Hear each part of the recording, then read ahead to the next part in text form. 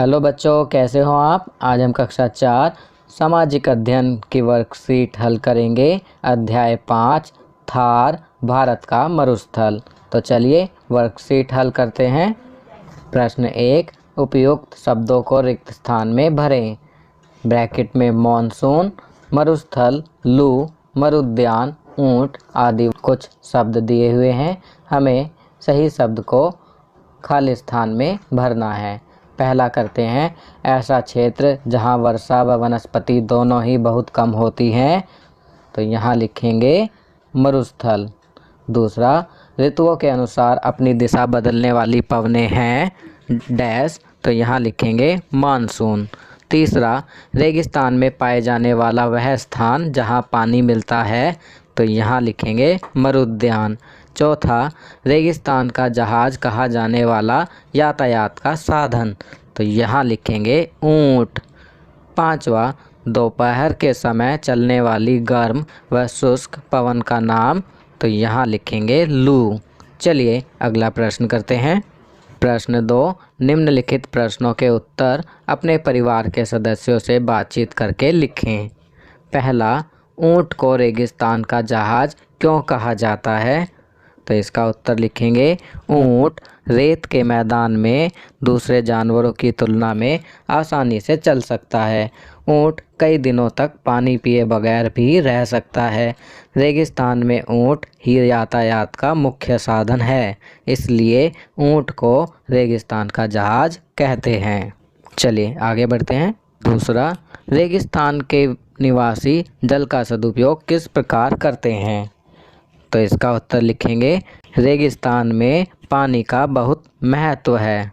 वहाँ लोग अपने घर के आंगन में ज़मीन के नीचे पक्की टंकी बनाकर उसमें बरसात का पानी जमा करते हैं और इस पानी को थोड़ा थोड़ा साल भर खर्च करते हैं।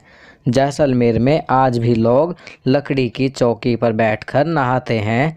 उसके नीचे एक बर्तन रहता है, नहाने से गिरा पानी उसमें जमा हो जाता है, जो जानवरों के काम आ जाता है।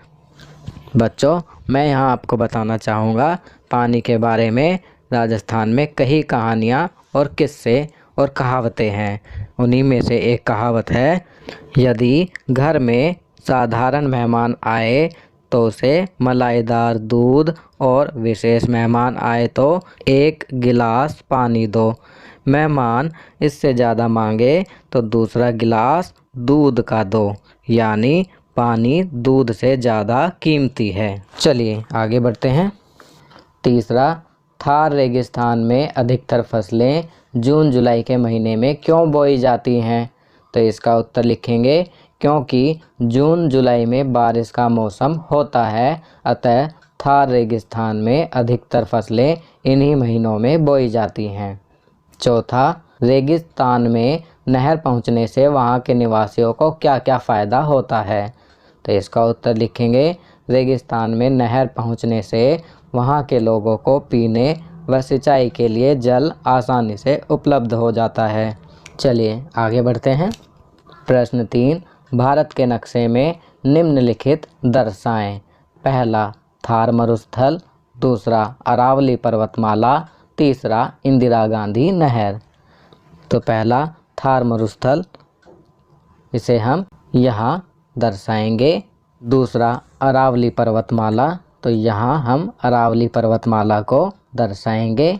तीसरा, इंदिरा गांधी नहर, तो यहाँ इंदिरा गांधी नहर को दर्शाएंगे। इंदिरा गांधी नहर पंजाब के हरी के बांध से निकलती है और राजस्थान के थार मरुस्थल में बहती है। आपकी सुविधा के लिए इन सभी को नक्शे में दिखाते हुए मैंने चित्र लगा दिए हैं।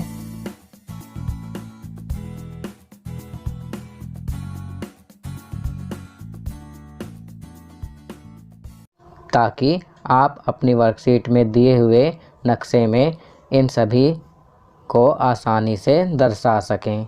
तो बच्चों, ये वर्कशीट यहाँ कंप्लीट होती है। अगर यह वीडियो आपको अच्छी लगी तो इसे लाइक एंड शेयर ज़रूर करें।